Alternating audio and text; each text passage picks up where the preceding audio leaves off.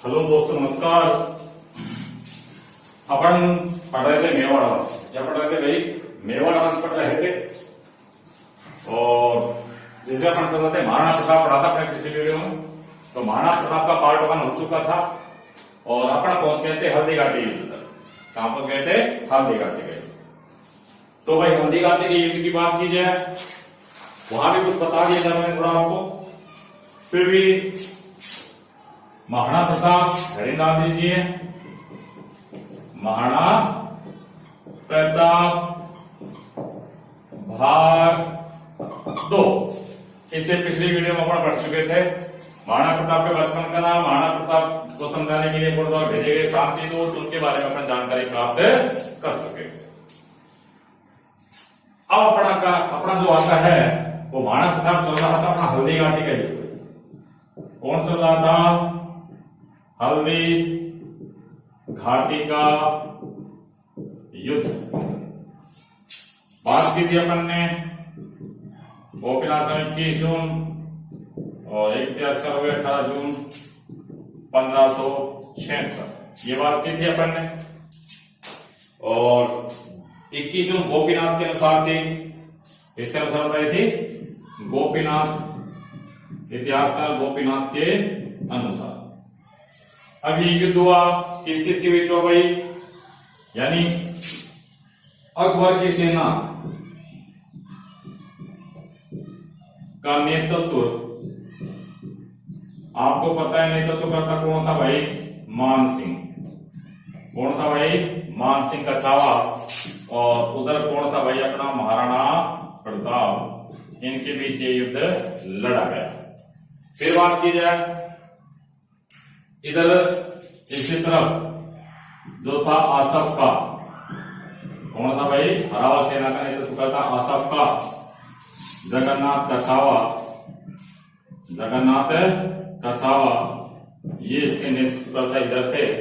और महाराणा प्रताप की बात की जाए तो महाराणा प्रताप का हरावा नेतृत्व करता मुस्लिम सेनापति एक हकीम खा सूरी। हकीम का सूरी। ऐसी स्थिति हो रही थी एक बार महाराणा सांगा के साथ। महाराणा सांगा के साथ मुस्लिम शासक कौन था जिसने महाराणा सांगा साथ दिया था? आपको याद है? हसन खां मेवाती। इसी तरह महाराणा प्रताप के साथ एक कौन था? हकीम खां सूरी। फिर उसके बाद बात की जाए भाई, एक इसके साथ था पूंजा भील। कौन था भाई? पूंजा भील। और घोड़े का नाम क्या था? चेतक था, जिस पर महाराणा प्रताप सवार था। और बात की जाए मान सिंह, मान सिंह हाथी पे सवार था। तो मान सिंह के हाथी का नाम क्या था? मर्दाना। क्या नाम था भाई? मर्दाना। और महाराणा प्रताप के घोड़े का नाम क्या था भाई? चेतक। क्या नाम था? चेतक। फिर उसके बाद बात की जाए एक सारडी का जो था वो था बेटा झाला बीदा। कौन था? झाला बीदा। कहां का था? सादड़ी का। कहां का था भाई? सादड़ी का। किसने भाग लिया? झाला बीदा ने। झाला बीदा। अब ये युद्ध हुआ, आपको बताया मैंने कि मान सिंह जो था वो किस पे था? मर्दाना हाथी पे सवार था। महाराणा प्रताप चेतक पे सवार था। तो महाराणा प्रताप जैसे मान सिंह को देखा, महाराणा प्रताप से रहा नहीं गया और वो सामने मर्दाना के सामने जा टिका। उसको देखते ही चेतक भी जोश में आ गया। चेतक ने अपने दोनों पैरों के पीछे की ऐड लगाकर अपने अगले पैर हाथी यानी मर्दाना के मस्तक पर जमा दिए। महाराणा प्रताप ने तीव्र गति से भाले का प्रहार किया। ये कहें कि किस्मत ने किसका साथ दिया? किस्मत ने किसका साथ दिया? मान सिंह का साथ दिया। मान सिंह क्या है कि हाथी की होद में छिप गया, नहीं तो मान सिंह वहीं मारा जाता।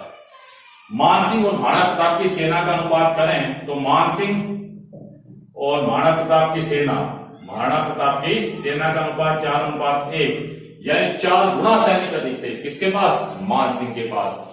उसके बावजूद मुस्लिम सेना में भगदड़ मच गई, हाहाकार मच गया महाराणा प्रताप की सेना को देखकर। अब ऐसी स्थिति में कहेंगे एक बार हारने की स्थिति में इसकी मुस्लिम सेना हारने की स्थिति में। तो क्या हुआ कि एक था मेहतर खां। कौन था भाई? मेहतर खां। उसने बीच में आकर झूठी अफवाह फैलाई थी कि महाराणा अकबर स्वयं, उसने झूठी खबर फैला दी कि मुगल शासक जो अकबर है वो इस युद्ध में स्वयं भाग लेने के लिए आ गए, जिससे भागती हुई सेना वहां पर, मुस्लिम सेना जो भागती हुई सेना थी वहां पर रुक गई। इधर बात करें महाराणा प्रताप और किसका, मान सिंह का युद्ध चल रहा था। तो क्या है कि मान सिंह किसकी चौहद में छिप गया, मर्दाना हाथी की ओर में छिप गया। तो फिर बचने के पश्चात जो मर्दाना हाथी था उसने भाई अपने उसके जो इंसाइड दांत होते हैं, उनके नुकीले दांत थे, उसके ऊपर क्या है कि खंजर लगे हुए थे, झरेले खंजर, उसने अपना मस्ती गलाया, जिससे क्या है कि चेतक जख्मी हो गया। पर फिर भी चेतक से रक्त बह रहा था, परंतु चेतक ने अपने पैर वहां पर उसके हाथी के मस्तक पर जमाए रखे। इस प्रकार क्योंकि भाई जिसके ऊपर ऐसा वीर योद्धा विराजमान हो तो उस चेतक में दोष आना स्वाभाविक है। महाराणा प्रताप ने अपने क्या कि उस तरह युद्ध चल रहा था, चारों तरफ से क्या मुस्लिम सेना ने महाराणा प्रताप को घेर लिया।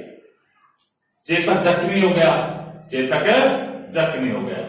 ऐसी अवस्था में देखा झाला बीदा ने, कहा का था सादड़ी का, तो सादड़ी की झाला बीदा ने अन्य शासकों के कहने पर महाराणा प्रताप का मुकुट धारण किया, महाराणा प्रताप का मुकुट धारण किया, महाराणा प्रताप को वहां से निकाल दिया।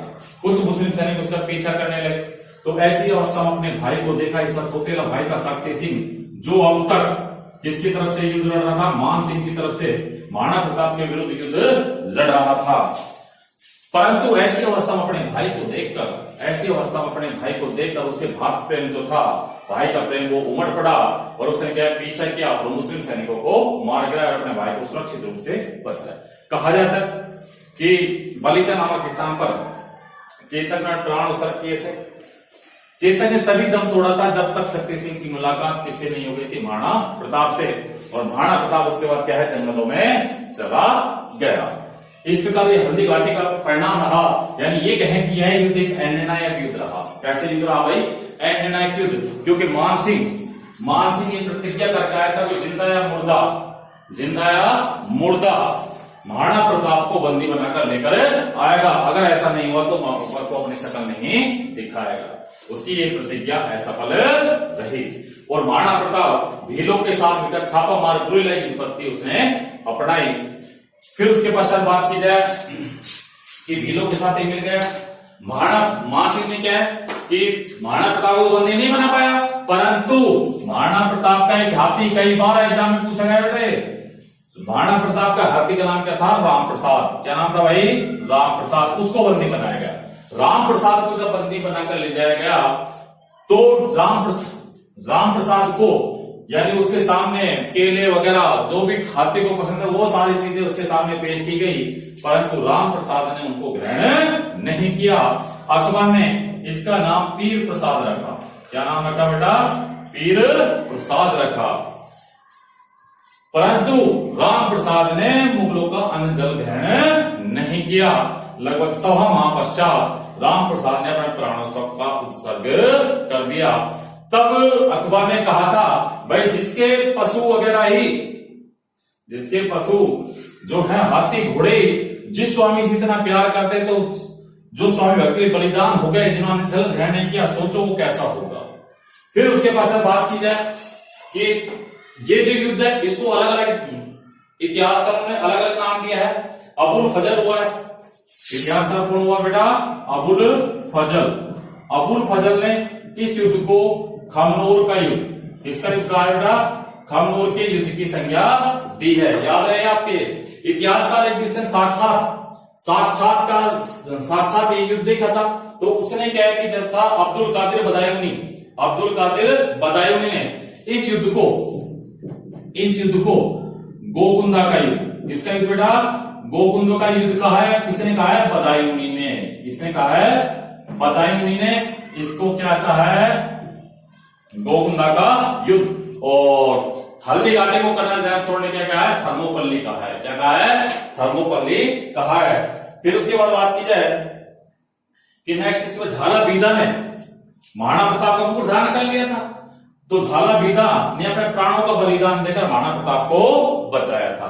इसी प्रकार देखो अपने पीछे इतिहास दोहराया जाए, ऐसा ही युद्ध हुआ था किसका बेटा, महाराणा सांगा का, जहां झाला अज्जा ने महाराणा सांगा का मुकुट धारण किया था और महाराणा सांगा की जान बचाई थी।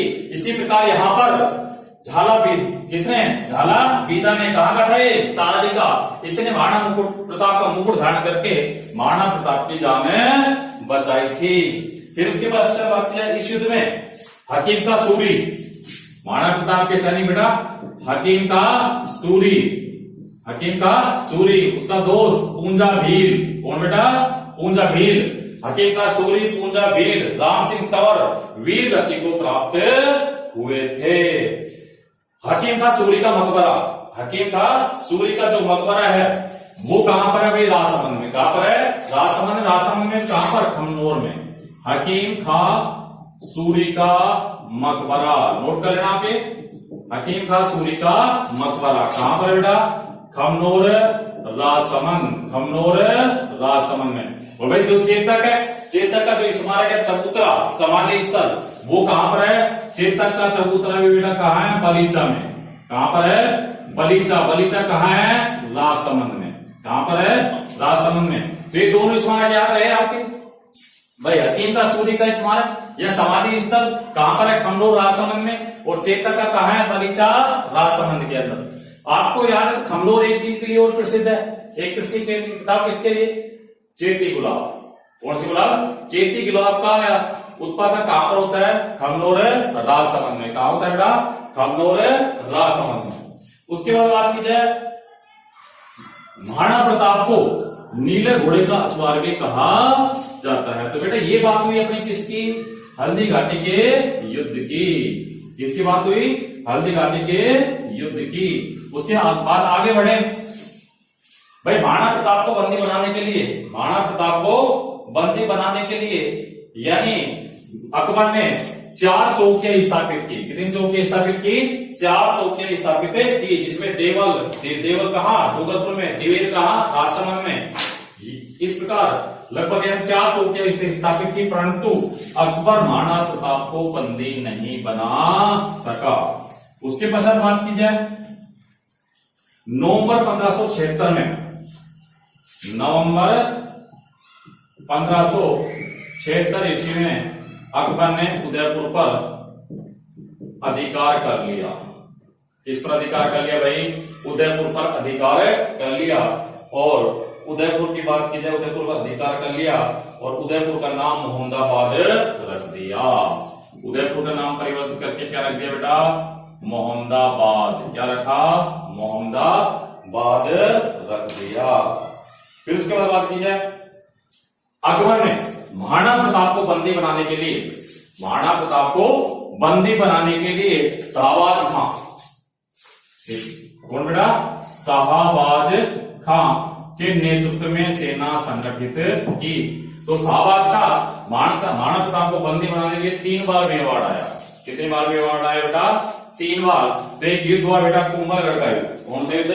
कुंभलगढ़ का युद्ध। राइटिंग डाली आप, कुंभलगढ़ का युद्ध।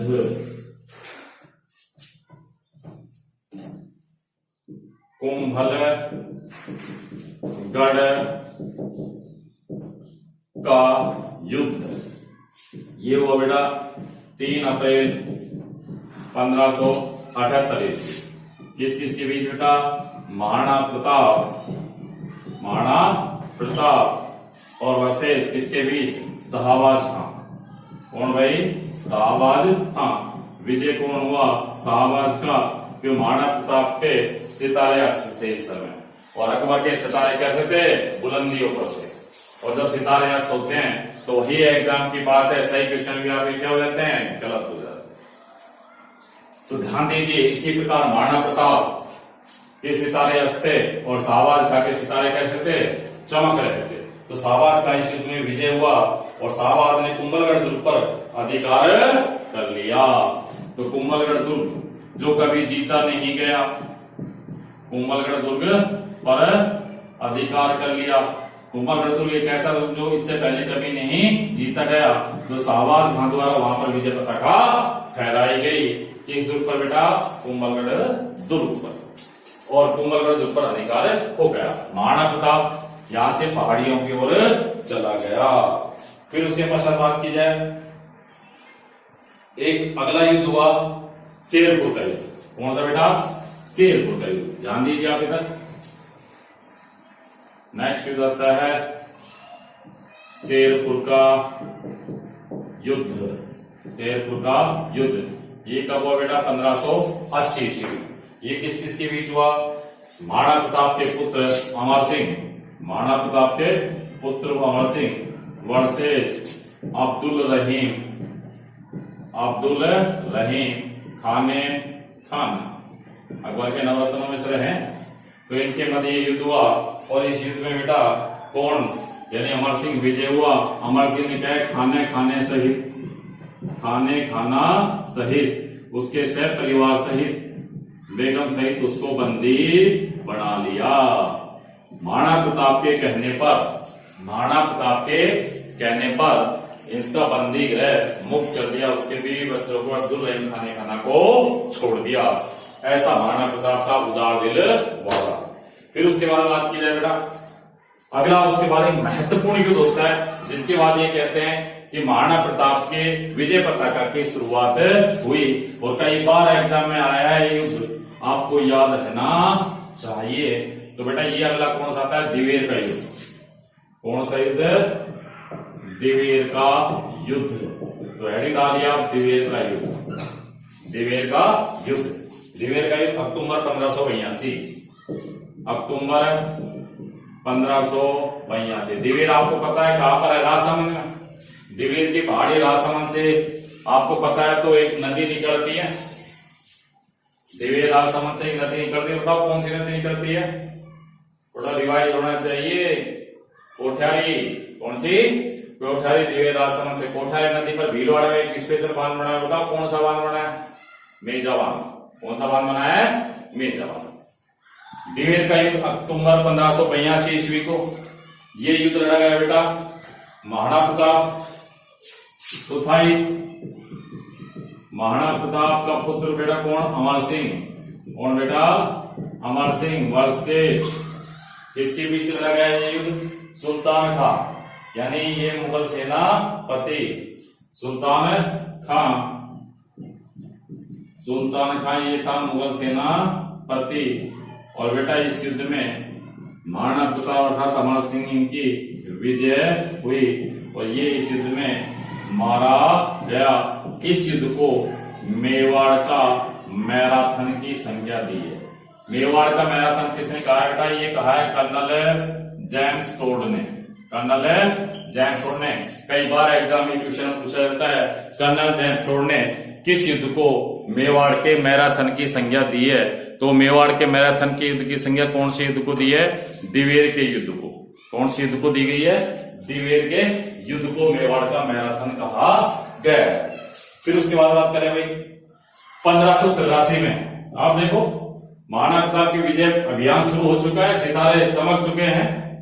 और फिर 1583 ईस्वी में महाराणा प्रताप ने कुंभलगढ़ दुर्ग पर पुनः अधिकार कर लिया। एक के बाद एक सफलता। ये क्या है बेटा? असफलताएं कई बार मिलती है, पर सफलता कितनी बार चाहिए? एक बार। कितनी बार चाहिए? एक बार। इसलिए बस अपने कर्म करते हैं, मेहनत करते रहो, निश्चित रूप से आपको सफलता प्राप्त होगी। फिर देखो आगे बढ़ते हैं कि भाई 1583 में कुंभलगढ़ दुर्ग पर किसने अधिकार कर लिया? महाराणा प्रताप ने। फिर उसके बाद 5 दिसंबर 1584 ईस्वी को अकबर ने जगन्नाथ कछावा, आमिर का था बेटा ये, जगन्नाथ कछावा के नेतृत्व में सैन्य अभियान, महाराणा प्रताप के विरुद्ध सैन्य अभियान भेजा। परंतु इस युद्ध में ये कह सकते हैं महाराणा प्रताप विजय हुआ। कौन विजय हुआ बेटा? महाराणा प्रताप विजय हुआ और जगन्नाथ कछावा मारा गया। ये अकबर द्वारा भेजा गया अंतिम अभियान था, महाराणा प्रताप के विरुद्ध भेजा गया अंतिम अभियान था। इसके पश्चात अकबर ने कोई सैन्य अभियान महाराणा प्रताप के विरुद्ध नहीं भेजा। और कहा जाता है महाराणा प्रताप ने सिर्फ चित्तौड़ को छोड़कर सिर्फ चित्तौड़ को छेड़कर संपूर्ण मेवाड़ पर पुनः अपना अधिकार कर लिया था। इस प्रकार ये महाराणा प्रताप था। जब जंगलों के अंदर गया बेटा सह परिवार सहित, तो आपने कन्हैयालाल सेठिया की एक पातल पीतल उसमें कुछ पंक्तियों में आपने सुने, जो वन मिलावड़ो घासरी रोटी जो मन मिलावड़ो ले भागो, यानी जंगल में रहकर घास की रोटी या खाकर इसने अपना गुजारा किया था, परंतु हार नहीं मानी और मुगलों की अधीनता को स्वीकार नहीं किया। यानी इस प्रकार महाराणा प्रताप था। और यही कारण है कि आज भी राजस्थान को महाराणा प्रताप के नाम से जाना जाता है। आपने उस भूमि में जन्म लिया है जहां पर महाराणा प्रताप जैसे योद्धा जन्मे हैं, जिसने अपनी मातृभूमि के यानी अपने स्वाभिमान को नहीं झुकने दिया, अपनी मातृभूमि की रक्षा के लिए यानी वनों में रहना उचित समझा, परंतु ऐशो आराम की जिंदगी को त्याग कर, लोभ लालच को त्याग कर अपनी मातृभूमि को आजाद करने के लिए लगातार संघर्ष करता रहा। फिर उसके पश्चात बात की जाए कि 1585 में महाराणा प्रताप ने लूणा चावंडिया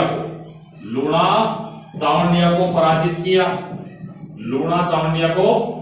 किया और इसके पश्चात चावंड को अपनी राजधानी बनाया और चावंड पर अधिकार कर लिया।